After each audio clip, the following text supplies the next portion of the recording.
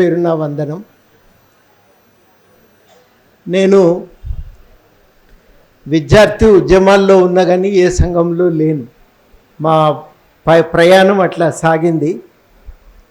ఎమర్జెన్సీకి కొద్ది రోజుల ముందు సంఘాలు ఏర్పడుతున్న సమయము, ఫైనల్ ఇయర్లో ఉన్నాం, డిగ్రీలో పరీక్షలకు ప్రిపేర్ అవుతున్నాం.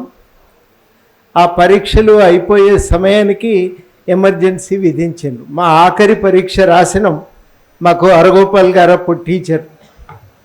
ఆఖరి పరీక్ష రాసి వరంగల్లో ఏదో పని మీద హైదరాబాద్ వచ్చినాం. రాత్రి ప్రయాణం చేస్తుంటే మిత్రులు చెప్పిండ్రు ఎమర్జెన్సీ విధించిండ్రు అని. ఇక అక్కడి నుంచి మా ఎంఏ అయిపోయేదాకా ఎమర్జెన్సీనే. ఎంఏ తర్వాత ఢిల్లీ వెళ్ళిన నేను ఎంఫిల్ చదవటం కోసం. అక్కడి నుంచి మళ్ళీ పిహెచ్డి చేద్దామని హైదరాబాద్కు వచ్చి పిహెచ్డి చేయకుండా వదిలేసి తర్వాత యూనివర్సిటీలో చేరిన. ఈ క్రమంలో ఢిల్లీలో ఉన్న పరిస్థితులు వేరు, అక్కడి నుంచి హైదరాబాద్ యూనివర్సిటీలో ఉన్న పరిస్థితులు వేరు. అక్కడ ఆయా విద్యార్థి సమస్యల మీద కార్యక్రమాలు నిర్వహించటం, ఆ విద్యార్థి సమస్యల మీద రకరకాల ఆందోళనలు చేయటం, ఒక పరిష్కారాన్ని వెతుక్కునే ప్రయత్నము, ఇవన్నీ జరిగినాయి. కాబట్టి విద్యార్థి సమస్యలు, ఆనాటి విద్యార్థుల ఆలోచనలు, ఆనాటి సామాజిక పరిస్థితుల మీద కొంత సమగ్రంగానే ఒక అవగాహన కూడా ఉన్నది. చాలా కీలకం ఏంటంటే 75 నుంచి క్రమక్రమంగా ఈ ఉన్నత విద్యారంగం యొక్క సామాజిక పునాది విస్తరిస్తున్నది. కొద్దిమంది సంపన్నులకు, బాగా చదువుకున్నటువంటి వర్గాలకు పరిమితమైనటువంటి ఉన్నత విద్యారంగం పరిధి మెల్లమెల్లగా విస్తరిస్తున్నది. ఈ విస్తరిస్తున్న క్రమంలోనే కొత్త తరం యూనివర్సిటీల్లోకి ప్రవేశిస్తున్నది. కాలేజీలు, యూనివర్సిటీలు. అప్పుడప్పుడే తెలుగు మీడియం కూడా వచ్చింది. తెలుగు మీడియం, అణగారిన వర్గాలు, మహిళలు ఈ విద్యా సంస్థల్లో ఒక ప్రత్యేకమైన వివక్షను ఎదుర్కొనేది. అది ఒక్కో యూనివర్సిటీలో ఒక్కో స్థాయిలో ఈ వివక్ష ఉంటుంది. ఈ వివక్షకు ఒక తిరుగుబాటు చాలా సహజంగానే యూనివర్సిటీలన్నింటిలో కూడా చెలరేగింది. మేము జేఎన్యూలో ఉన్నప్పుడు ఇవన్నీ కూడా ఒక కరపత్రాలుగా, పోస్టర్లుగా రాసి అక్కడ వేస్తుండేది. ఈ అప్రజాస్వామిక ధోరణిని ప్రశ్నించటం అనేదే అందరికీ విద్యార్థి జీవితంలో అది మొదటి మెట్టుగా ఉంటుంది. చాలా తీవ్రంగానే కులం పేరుతో అణిచివేత ఉంటుంది, ప్రాంతం పేరుతో ఉంటుంది, తెలుగు మీడియం కావటం చేత ఉంటుంది, మహిళలు కావటం చేత ఉంటుంది. ఈ వివక్షను ప్రశ్నించటం అనేది ఒక ప్రధాన అంశంగా ఆ రోజు క్యాంపస్లో ఉండేది.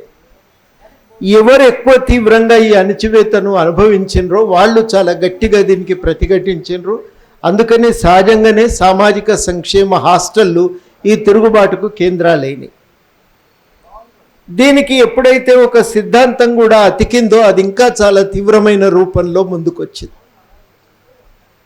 ఆ ప్రభావం అనేది చాలా విస్తృతంగా, మేము ఎక్కడ ఉన్నా ఈ విద్యార్థి ఉద్యమాల ప్రభావం అనేది మా మీద కూడా పరోక్షంగానైనా ఆ ప్రభావం ఉంటుంది.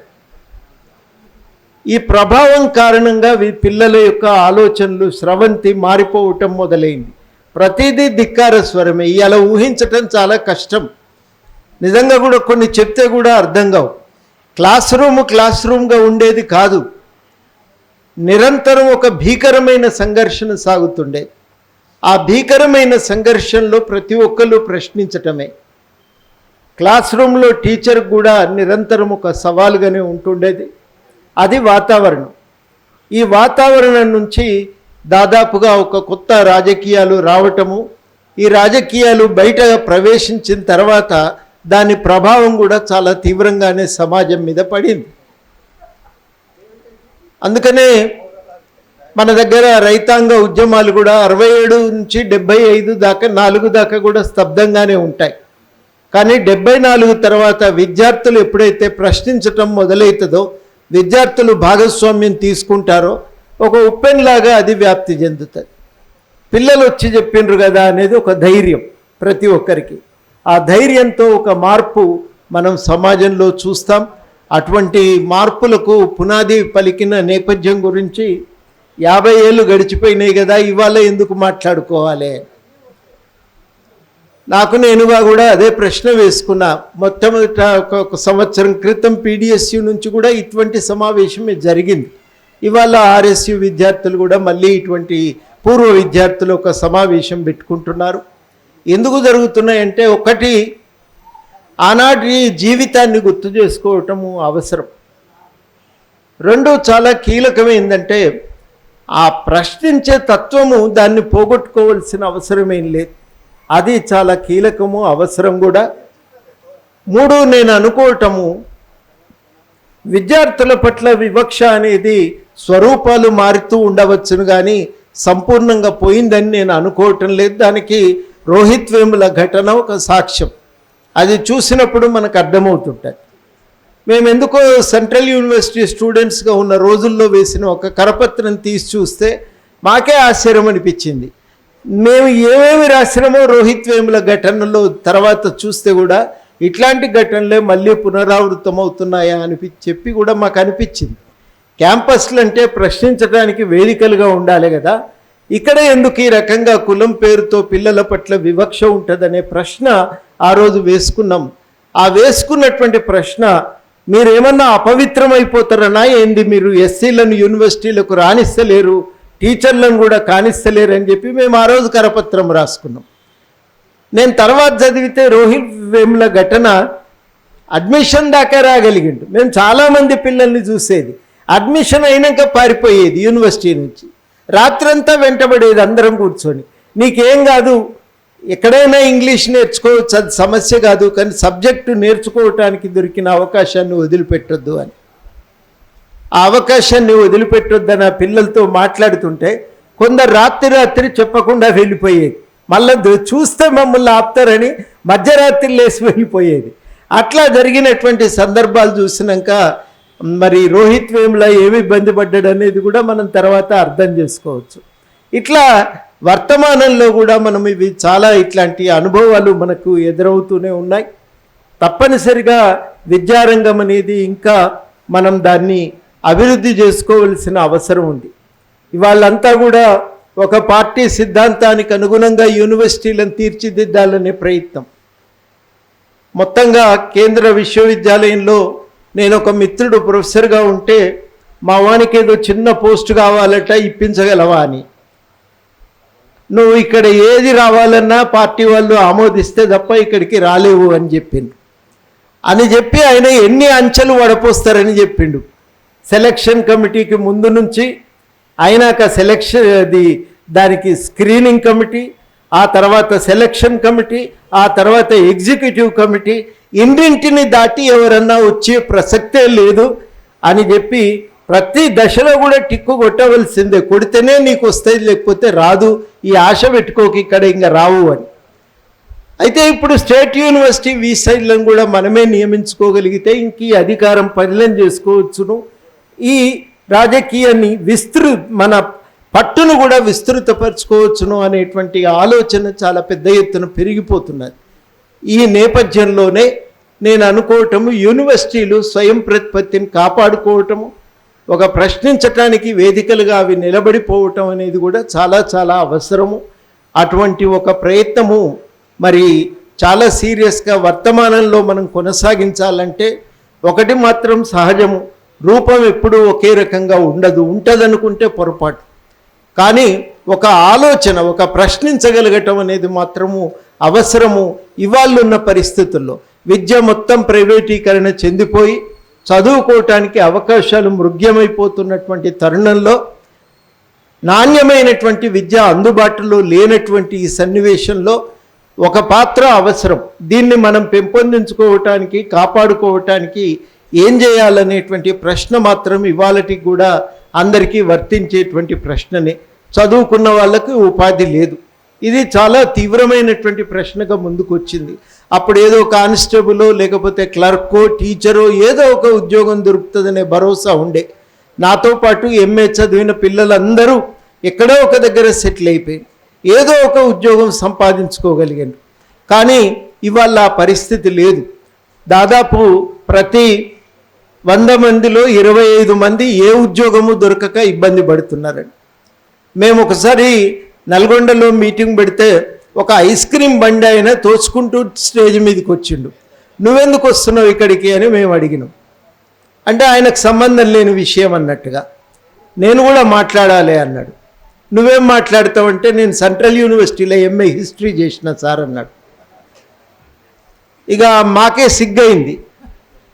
కాలేజీకి కదా పోలీస్ స్టేషన్లో ఎవరు అడిగినట్టు నువ్వెందుకు వచ్చినావు వీడికి అని ఆయన సిగ్గుపడ్డట్టు ఆ రోజు మాకు కూడా సిగ్గయింది. అయితే మేము తర్వాత ఆ అబ్బాయిని మాట్లాడిచ్చినాం. ఆయన మాట్లాడితే అందరికీ కూడా కళ్ళ నీళ్ళ పర్యంతం అయింది. అట్లా మేము మీటింగ్కు పోతా ఉంటే ఒక పిల్లగాడు చెప్పిండు, ఈ అక్క MA సార్ అని ఆమెను కూడా తీసుకొని వచ్చింది. ఆమె కూరగాయలు అమ్ముతున్నది. అంటే ఇది నిరుద్యోగం అనేది ఒక తీవ్రమైనటువంటి సమస్య. ఇది మామూలు సమస్య కాదు. చాలామంది ఏమనుకుంటారంటే ఈ నిరుద్యోగ సమస్య ఇది వ్యక్తిగతమైన సమస్య అనుకుంటారు. నేను ఒక నిమిషంలో ముగిస్తా. వ్యక్తిగతమైన సమస్య అనుకుంటారు, కానీ అది వ్యక్తిగతమైన సమస్య కాదు. మనం ఏం చదవాలి, ఎట్లా చదవాలి అనేది మన ఇష్టమే, కానీ చదివిన తర్వాత ఉపాధి కల్పన అనేది సమాజ బాధ్యత అవుతుంది. అది సమాజ బాధ్యత అని గుర్తించినట్టయితే ఇక ఆ పిల్లలకి ఏదో ఒక ఉపాధిని కల్పించటం చాలా చాలా అవసరం. ఆ ఉపాధి కల్పన ఇవాళ పట్టించుకోవటం లేదు ప్రభుత్వం. వాళ్ళు పెట్టుబడికి అవకాశాలు కల్పించే విషయం మీద శ్రద్ధ చూపినంతగా ఉపాధి అవకాశాల మీద శ్రద్ధ చూపటం లేదు. చిన్న కంపెనీలు పెడితే ఉపాధి వస్తుంది, కానీ అవకాశం లేదు. పెద్ద కంపెనీల మీదనే దృష్టి ఉంటుంది. మొన్న అమెరికా పోతే మోడీ చాలా సూటిగా చెప్పిండు, నువ్వు నా దేశంలో అమ్ముకోవాలంటే నేను నీ దేశంలో అమ్ముకునే అవకాశం రావాలి. నిన్న నిస్సిగ్గుగా ఇంకో మాట కూడా అన్నాడు, మా టెస్లా కంపెనీ కూడా మీ దేశంలో పెట్టనీయమని. నువ్వు ఏదైనా మేము మా దగ్గరనే తయారు చేస్తాం, మా దగ్గర ఉపాధి కావాలి, మా దగ్గర కార్లు తయారు చేసుకొని నీ దగ్గరికి వచ్చి అమ్ముతాము అని ఆయన ప్రకటన చేసి, మరి అన్నీ నువ్వు నీ దగ్గరనే కంపెనీ తయారు చేసుకునే పని అయితే WTO రాసుకున్నప్పుడే మేము కలోనియలిజం వల్ల నష్టపోయినాం కాబట్టి మాకు ప్రత్యేకమైన సౌకర్యాలు ఉండాలని ఆ రోజే ఒప్పందంలో రాసుకున్నాం.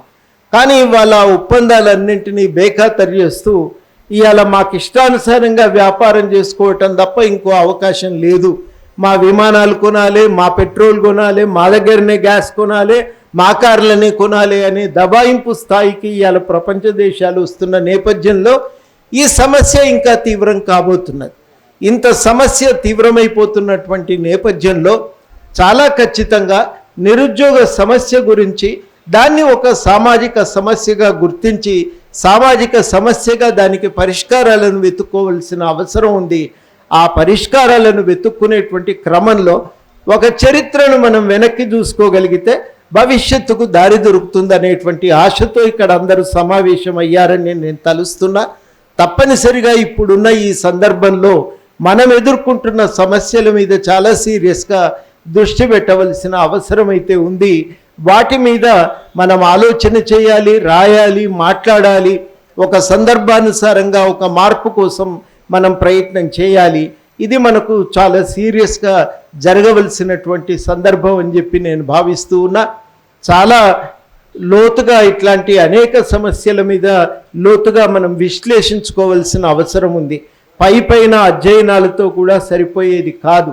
మొన్న బడ్జెట్ మీద ఎన్ని రకాలైనటువంటి విశ్లేషణలు వచ్చినాయో కేంద్ర ప్రభుత్వ బడ్జెట్ మీద, అది ఎంతగా దేశ ఆర్థిక సమస్యలను తీవ్రతరం చేస్తుందనే విషయాన్ని చాలామంది, ఆఖరికి గతంలో ఫైనాన్స్ మినిస్టర్గా ఉన్న చిదంబరం గారు కూడా చాలా విషయాలు ఇదివరకు ఎప్పుడూ మాట్లాడని విషయాలు వారు కూడా తట్టి చెప్పటం జరిగింది. అక్కడి నుంచి మొదలు పెడితే మనం సరళీకరణ వచ్చింది, ప్రపంచ మార్కెట్లు కలిసిపోతున్నాయనే సందర్భం నుంచి WTO కూడా మాకొద్దు, దాన్ని కూడా తొలగించి సంపూర్ణంగా మార్కెట్లపైన నియంత్రణ సాధించుకోవాలనే ఆలోచన దాకా సాగుతున్నటువంటి నేపథ్యంలో చాలా లోతుగా చాలా విషయాల మీద చర్చ జరగవలసిన అవసరం ఉంది. ఒకప్పుడు విద్యార్థి సంఘాలు ఉన్నప్పుడు యూనియన్లు ఏర్పడేది. ఆ యూనియన్ల సమావేశాలకు మేము లెక్చరర్స్ అయిన తర్వాత మమ్మల్ని పిలిచేది. ఆ సమావేశాలకు వెళ్ళటానికి అక్కడ ఒక పోటీ ఉంటుండేది. AVP వాళ్ళ నుంచి ఒకరు వస్తే మన వాళ్ళు కూడా ఒకరు రావాలి. పొరపాటున మిస్ అయిపోతే మాత్రం ఇంక అక్కడ ఉరి తీసినంత పని చేసేది. ఆడికి పోయినాక వక్తృత్వ పోటీలో గెలిచినట్టు అక్కడ నువ్వు గెలిచి రావాలి, ఇక మళ్ళీ వెనుకపోతే కుదరదు. ఇక అక్కడ అట్లాంటి వాతావరణం ఒకటి ఉండేది. మా సార్ వచ్చిండు, మా సార్ రాలేదు, ఇక నువ్వు ఎట్లా మాట్లాడుతావు మీటింగ్ కాడని ఘర్షణ పెట్టుకున్నటువంటి చాలా ప్రాంతాలు కూడా నేను చూసిన. అటువంటి స్థితిలో నుంచి ఇవాళ మరి మళ్ళీ ఒక రాజకీయ వాతావరణం అనేది మారిపోయి సర్వము మనం కేవలం ప్రజలను భావోద్వేగాలకు కనుక చేర్చగలిగితే అన్ని సమస్యలు పరిష్కారమైపోతాయని అనుకుంటున్నటువంటి నేపథ్యంలో వాస్తవికమైనటువంటి ఒక చర్చను జరపటం, వాస్తవాలను ఎజెండా మీదకి తేవటం అనేది చాలా కీలకమని నేను భావిస్తూ ఉన్నా. అటువంటి చర్చకు ఇది దారితీస్తుందని నేను ఆశిస్తూ నాకు అవకాశం ఇచ్చినందుకు కృతజ్ఞతలతో సెలవు.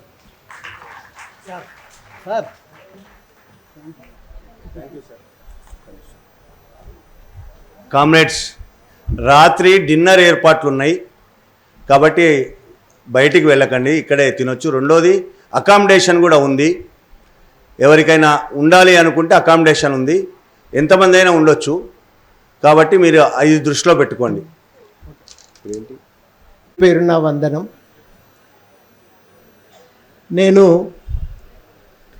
విద్యార్థి ఉద్యమాల్లో ఉన్నా కానీ ఏ సంఘంలో లేను. మా ప్రయాణం అట్లా సాగింది. ఎమర్జెన్సీకి కొద్ది రోజుల ముందు సంఘాలు ఏర్పడుతున్న సమయము, ఫైనల్ ఇయర్లో ఉన్నాం, డిగ్రీలో పరీక్షలకు ప్రిపేర్ అవుతున్నాం. ఆ పరీక్షలు అయిపోయే సమయానికి ఎమర్జెన్సీ విధించిండ్రు. మా ఆఖరి పరీక్ష రాసినాం. మాకు అరగోపాల్ గారు అప్పుడు టీచర్. ఆఖరి పరీక్ష రాసి వరంగల్లో ఏదో పని మీద హైదరాబాద్ వచ్చినాం. రాత్రి ప్రయాణం చేస్తుంటే మిత్రులు చెప్పిండ్రు ఎమర్జెన్సీ విధించిండ్రు అని. ఇక అక్కడి నుంచి మా ఎంఏ అయిపోయేదాకా ఎమర్జెన్సీనే. ఎంఏ తర్వాత ఢిల్లీ వెళ్ళిన నేను ఎంఫిల్ చదవటం కోసం. అక్కడి నుంచి మళ్ళీ పిహెచ్డి చేద్దామని హైదరాబాద్కి వచ్చి పిహెచ్డి చేయకుండా వదిలేసి తర్వాత యూనివర్సిటీలో చేరిన. ఈ క్రమంలో ఢిల్లీలో ఉన్న పరిస్థితులు వేరు, అక్కడి నుంచి హైదరాబాద్ యూనివర్సిటీలో ఉన్న పరిస్థితులు వేరు. అక్కడ ఆయా విద్యార్థి సమస్యల మీద కార్యక్రమాలు నిర్వహించటం, ఆ విద్యార్థి సమస్యల మీద రకరకాల ఆందోళనలు చేయటం, ఒక పరిష్కారాన్ని వెతుక్కునే ప్రయత్నము, ఇవన్నీ జరిగినాయి. కాబట్టి విద్యార్థి సమస్యలు, ఆనాటి విద్యార్థుల ఆలోచనలు, ఆనాటి సామాజిక పరిస్థితుల మీద కొంత సమగ్రంగానే ఒక అవగాహన కూడా ఉన్నది. చాలా కీలకం ఏంటంటే 75 నుంచి క్రమక్రమంగా ఈ ఉన్నత విద్యారంగం యొక్క సామాజిక పునాది విస్తరిస్తున్నది. కొద్దిమంది సంపన్నులకు, బాగా చదువుకున్నటువంటి వర్గాలకు పరిమితమైనటువంటి ఉన్నత విద్యారంగం పరిధి మెల్లమెల్లగా విస్తరిస్తున్నది. ఈ విస్తరిస్తున్న క్రమంలోనే కొత్త తరం యూనివర్సిటీల్లోకి ప్రవేశిస్తున్నది. కాలేజీలు, యూనివర్సిటీలు. అప్పుడప్పుడే తెలుగు మీడియం కూడా వచ్చింది. తెలుగు మీడియం, అణగారిన వర్గాలు, మహిళలు ఈ విద్యా సంస్థల్లో ఒక ప్రత్యేకమైన వివక్షను ఎదుర్కొనే. అది ఒక్కో యూనివర్సిటీలో ఒక్కో స్థాయిలో ఈ వివక్ష ఉంటుంది. ఈ వివక్షకు ఒక తిరుగుబాటు చాలా సహజంగానే యూనివర్సిటీలన్నింటిలో కూడా చెలరేగింది. మేము జేఎన్యూలో ఉన్నప్పుడు ఇవన్నీ కూడా ఒక కరపత్రాలుగా, పోస్టర్లుగా రాసి అక్కడ వేస్తుండేది. ఈ అప్రజాస్వామిక ధోరణిని ప్రశ్నించటం అనేదే అందరికీ విద్యార్థి జీవితంలో అది మొదటి మెట్టుగా ఉంటుంది.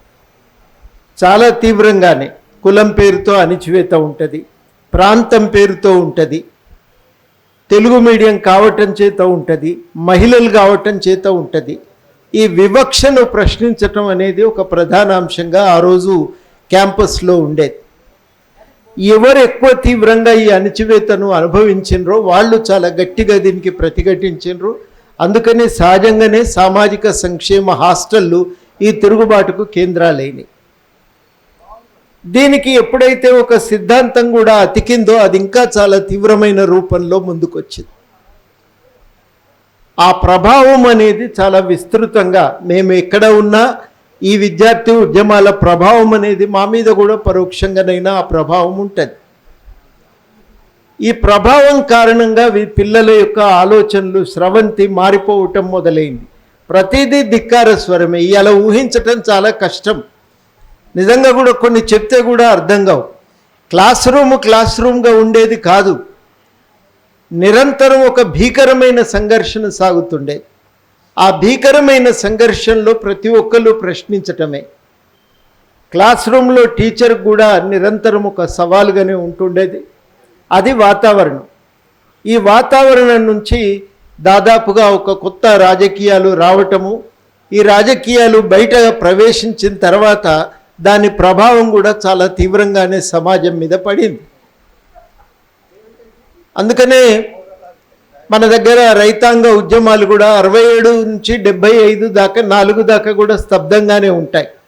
కానీ 74 తర్వాత విద్యార్థులు ఎప్పుడైతే ప్రశ్నించటం మొదలవుతుందో, విద్యార్థులు భాగస్వామ్యం తీసుకుంటారో ఒక ఉప్పెన్లాగా అది వ్యాప్తి చెందుతుంది. పిల్లలు వచ్చి చెప్పిండ్రు కదా అనేది ఒక ధైర్యం ప్రతి ఒక్కరికి. ఆ ధైర్యంతో ఒక మార్పు మనం సమాజంలో చూస్తాం. అటువంటి మార్పులకు పునాది పలికిన నేపథ్యం గురించి 50 ఏళ్ళు గడిచిపోయినాయి కదా, ఇవాళ ఎందుకు మాట్లాడుకోవాలి?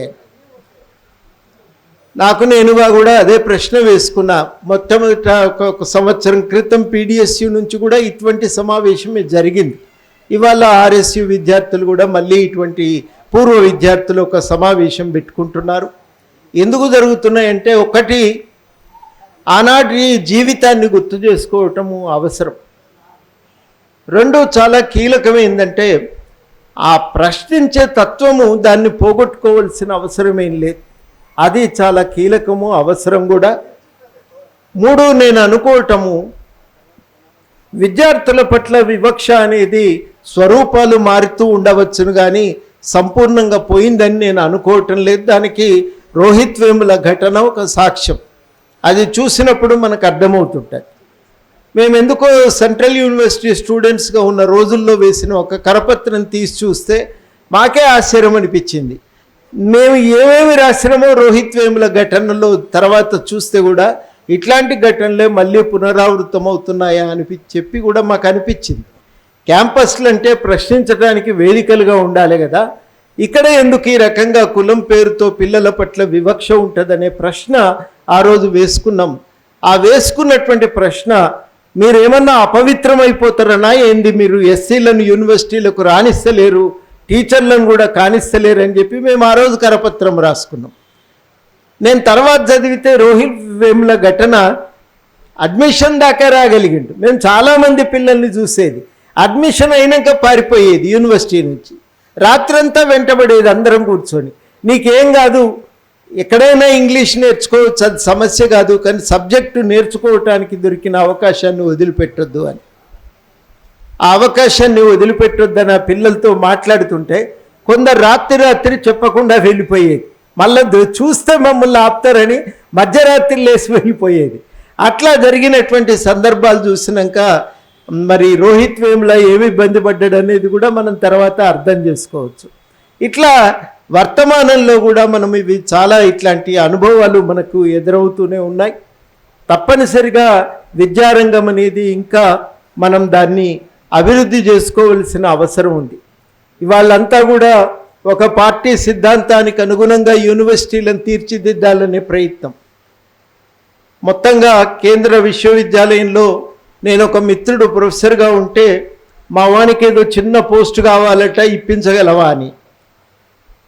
నువ్వు ఇక్కడ ఏది రావాలన్నా పార్టీ వాళ్ళు ఆమోదిస్తే తప్ప ఇక్కడికి రాలేవు అని చెప్పిండు. అని చెప్పి ఆయన ఎన్ని అంచెలు వడపోస్తారని చెప్పిండు. సెలక్షన్ కమిటీకి ముందు నుంచి అయినాక దానికి స్క్రీనింగ్ కమిటీ, ఆ తర్వాత సెలక్షన్ కమిటీ, ఆ తర్వాత ఎగ్జిక్యూటివ్ కమిటీ, ఇన్నింటిని దాటి ఎవరన్నా వచ్చే ప్రసక్తే లేదు అని చెప్పి ప్రతి దశలో కూడా టిక్కు కొట్టవలసిందే, కొడితేనే నీకు వస్తుంది, లేకపోతే రాదు, ఈ ఆశ పెట్టుకోక ఇక్కడ ఇంకా రావు అని. అయితే ఇప్పుడు స్టేట్ యూనివర్సిటీ వీసైడ్లను కూడా మనమే నియమించుకోగలిగితే ఇంక ఈ అధికారం పరిలం చేసుకోవచ్చును. ఈ రాజకీయాన్ని మన పట్టును కూడా విస్తృతపరచుకోవచ్చును అనేటువంటి ఆలోచన చాలా పెద్ద ఎత్తున పెరిగిపోతున్నది. ఈ నేపథ్యంలోనే నేను అనుకోవటము యూనివర్సిటీలు స్వయం ప్రతిపత్తిని కాపాడుకోవటము, ఒక ప్రశ్నించటానికి వేదికలుగా అవి నిలబడిపోవటం అనేది కూడా చాలా చాలా అవసరము. అటువంటి ఒక ప్రయత్నము మరి చాలా సీరియస్గా వర్తమానంలో మనం కొనసాగించాలంటే ఒకటి మాత్రం సహజము, రూపం ఎప్పుడూ ఒకే రకంగా ఉండదు, ఉంటుందనుకుంటే పొరపాటు. కానీ ఒక ఆలోచన, ఒక ప్రశ్నించగలగటం అనేది మాత్రము అవసరము. ఇవాళున్న పరిస్థితుల్లో విద్య మొత్తం ప్రైవేటీకరణ చెందిపోయి చదువుకోవటానికి అవకాశాలు మృగ్యమైపోతున్నటువంటి తరుణంలో నాణ్యమైనటువంటి విద్య అందుబాటులో లేనటువంటి ఈ సన్నివేశంలో ఒక పాత్ర అవసరం. దీన్ని మనం పెంపొందించుకోవటానికి, కాపాడుకోవటానికి ఏం చేయాలనేటువంటి ప్రశ్న మాత్రం ఇవాళకి కూడా అందరికీ వర్తించేటువంటి ప్రశ్ననే. చదువుకున్న వాళ్ళకి ఉపాధి లేదు, ఇది చాలా తీవ్రమైనటువంటి ప్రశ్నగా ముందుకు వచ్చింది. అప్పుడు ఏదో కానిస్టేబులో లేకపోతే క్లర్కో టీచరో ఏదో ఒక ఉద్యోగం దొరుకుతుందనే భరోసా ఉండే. నాతో పాటు ఎంఏ చదివిన పిల్లలందరూ ఎక్కడో ఒక దగ్గర సెటిల్ అయిపోయి ఏదో ఒక ఉద్యోగం సంపాదించుకోగలిగారు. కానీ ఇవాళ ఆ పరిస్థితి లేదు. దాదాపు ప్రతి 100 మందిలో 25 మంది ఏ ఉద్యోగము దొరకక ఇబ్బంది పడుతున్నారండి. మేము ఒకసారి నల్గొండలో మీటింగ్ పెడితే ఒక ఐస్ క్రీమ్ బండి ఆయన తోచుకుంటూ స్టేజ్ మీదకి వచ్చిండు. నువ్వెందుకు వస్తున్నావు ఇక్కడికి అని మేము అడిగినాం. అంటే ఆయనకు సంబంధం లేని విషయం అన్నట్టుగా. నేను కూడా మాట్లాడాలి అన్నాడు. నువ్వేం మాట్లాడతావంటే నేను సెంట్రల్ యూనివర్సిటీలో ఎంఏ హిస్టరీ చేసిన సార్ అన్నాడు. ఇక మాకే సిగ్గయింది. కాలేజీకి కదా పోలీస్ స్టేషన్లో ఎవరు అడిగినట్టు నువ్వెందుకు వచ్చినావు వీడికి అని ఆయన సిగ్గుపడ్డట్టు ఆ రోజు మాకు కూడా సిగ్గయింది. అయితే మేము తర్వాత అబ్బాయిని మాట్లాడిచ్చినాం. ఆయన మాట్లాడితే అందరికీ కూడా కళ్ళ నీళ్ళ పర్యంతం అయింది. అట్లా మేము మీటింగ్కు పోతా ఉంటే ఒక పిల్లగాడు చెప్పిండు, ఈ అక్క డబుల్ ఎంఏ సార్ అని ఆమెను కూడా తీసుకొని వచ్చింది. ఆమె కూరగాయలు అమ్ముతున్నది. అంటే ఇది నిరుద్యోగం అనేది ఒక తీవ్రమైనటువంటి సమస్య, ఇది మామూలు సమస్య కాదు. చాలామంది ఏమనుకుంటారంటే ఈ నిరుద్యోగ సమస్య ఇది వ్యక్తిగతమైన సమస్య అనుకుంటారు. నేను ఒక నిమిషంలో ముగిస్తా. వ్యక్తిగతమైన సమస్య అనుకుంటారు, కానీ అది వ్యక్తిగతమైన సమస్య కాదు. మనం ఏం చదవాలి, ఎట్లా చదవాలి అనేది మన ఇష్టమే. కానీ చదివిన తర్వాత ఉపాధి కల్పన అనేది సమాజ బాధ్యత అవుతుంది. అది సమాజ బాధ్యత అని గుర్తించినట్టయితే ఇక ఆ పిల్లలకి ఏదో ఒక ఉపాధిని కల్పించటం చాలా చాలా అవసరం. ఆ ఉపాధి కల్పన ఇవాళ పట్టించుకోవటం లేదు ప్రభుత్వం. వాళ్ళు పెట్టుబడికి అవకాశాలు కల్పించే విషయం మీద శ్రద్ధ చూపినంతగా ఉపాధి అవకాశాల మీద శ్రద్ధ చూపటం లేదు. చిన్న కంపెనీలు పెడితే ఉపాధి వస్తుంది, కానీ అవకాశం లేదు. పెద్ద కంపెనీల మీదనే దృష్టి ఉంటుంది. మొన్న అమెరికా పోతే మోడీ చాలా సూటిగా చెప్పిండు, నువ్వు నా దేశంలో అమ్ముకోవాలంటే నేను నీ దేశంలో అమ్ముకునే అవకాశం రావాలి. నిన్న నిస్సిగ్గుగా ఇంకో మాట కూడా అన్నాడు, మా టెస్లా కంపెనీ కూడా మీ దేశంలో పెట్టనీయమని. నువ్వు ఏదైనా మేము మా దగ్గరనే తయారు చేస్తాం, మా దగ్గర ఉపాధి కావాలి, మా దగ్గర కార్లు తయారు చేసుకొని నీ దగ్గరికి వచ్చి అమ్ముతాము అని ఆయన ప్రకటన చేసి, మరి అన్నీ నువ్వు నీ దగ్గరనే కంపెనీ తయారు చేసుకునే పని అయితే WTO రాసుకున్నప్పుడే మేము కలోనియలిజం వల్ల నష్టపోయినాం కాబట్టి మాకు ప్రత్యేకమైన సౌకర్యాలు ఉండాలని ఆ రోజే ఒప్పందంలో రాసుకున్నాం. కానీ ఇవాళ ఒప్పందాలన్నింటినీ బేఖాతరు చేస్తూ ఇవాళ మాకు ఇష్టానుసారంగా వ్యాపారం చేసుకోవటం తప్ప ఇంకో అవకాశం లేదు. మా విమానాలు కొనాలి, మా పెట్రోల్ కొనాలి, మా దగ్గరనే గ్యాస్ కొనాలి, మా కార్లనే కొనాలి అనే దబాయింపు స్థాయికి ఇవాళ ప్రపంచ దేశాలు వస్తున్న నేపథ్యంలో ఈ సమస్య ఇంకా తీవ్రం కాబోతున్నది. ఇంత సమస్య తీవ్రమైపోతున్నటువంటి నేపథ్యంలో చాలా ఖచ్చితంగా నిరుద్యోగ సమస్య గురించి దాన్ని ఒక సామాజిక సమస్యగా గుర్తించి సామాజిక సమస్యగా దానికి పరిష్కారాలను వెతుక్కోవలసిన అవసరం ఉంది. ఆ పరిష్కారాలను వెతుక్కునేటువంటి క్రమంలో ఒక చరిత్రను మనం వెనక్కి చూసుకోగలిగితే భవిష్యత్తుకు దారి దొరుకుతుందనేటువంటి ఆశతో ఇక్కడ అందరూ సమావేశం అయ్యారని నేను తలుస్తున్నా. తప్పనిసరిగా ఇప్పుడున్న ఈ సందర్భంలో మనం ఎదుర్కొంటున్న సమస్యల మీద చాలా సీరియస్గా దృష్టి పెట్టవలసిన అవసరం అయితే ఉంది. వాటి మీద మనం ఆలోచన చేయాలి, రాయాలి, మాట్లాడాలి. ఒక సందర్భానుసారంగా ఒక మార్పు కోసం మనం ప్రయత్నం చేయాలి. ఇది మనకు చాలా సీరియస్గా జరగవలసినటువంటి సందర్భం అని చెప్పి నేను భావిస్తూ ఉన్నా. చాలా లోతుగా ఇట్లాంటి అనేక సమస్యల మీద లోతుగా మనం విశ్లేషించుకోవాల్సిన అవసరం ఉంది. పైన అధ్యయనాలతో కూడా సరిపోయేది కాదు. మొన్న బడ్జెట్ మీద ఎన్ని రకాలైనటువంటి విశ్లేషణలు వచ్చినాయో కేంద్ర ప్రభుత్వ బడ్జెట్ మీద, అది ఎంతగా దేశ ఆర్థిక సమస్యలను తీవ్రతరం చేస్తుందనే విషయాన్ని చాలామంది, ఆఖరికి గతంలో ఫైనాన్స్ మినిస్టర్గా ఉన్న చిదంబరం గారు కూడా చాలా విషయాలు ఇదివరకు ఎప్పుడూ మాట్లాడని విషయాలు వారు కూడా తట్టి చెప్పటం జరిగింది.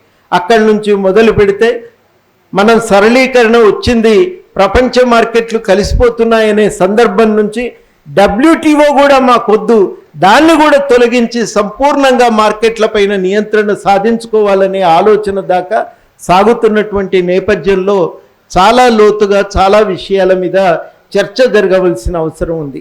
ఒకప్పుడు విద్యార్థి సంఘాలు ఉన్నప్పుడు యూనియన్లు ఏర్పడేది. ఆ యూనియన్ల సమావేశాలకు మేము లెక్చరర్స్ అయిన తర్వాత మమ్మల్ని పిలిచేది. ఆ సమావేశాలకు వెళ్ళటానికి అక్కడ ఒక పోటీ ఉంటుండేది. AVP వాళ్ళ నుంచి ఒకరు వస్తే మన వాళ్ళు కూడా ఒకరు రావాలి. పొరపాటున మిస్ అయిపోతే మాత్రం ఇంక అక్కడ ఉరిదీసినంత పనిచేసేది.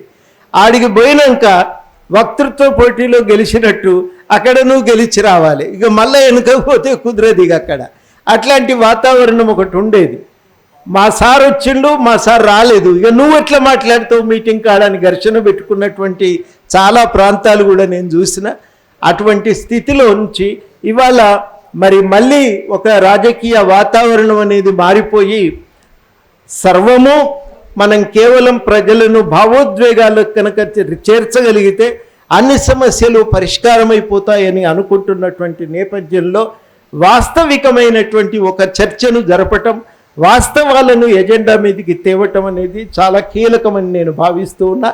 అటువంటి చర్చకు ఇది దారితీస్తుందని నేను ఆశిస్తూ నాకు అవకాశం ఇచ్చినందుకు కృతజ్ఞతలతో సెలవు.